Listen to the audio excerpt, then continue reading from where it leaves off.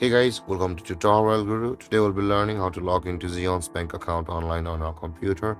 And now let's dive right in. Now to log into your Xeon's bank account on your computer, first open up your preferred browser.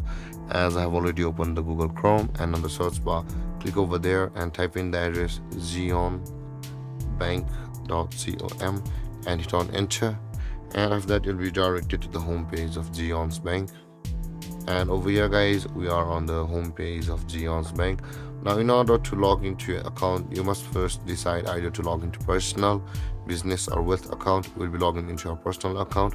So from this tab, we'll be clicking on the sign in button at the top right corner of the screen, and again click on the personal banking.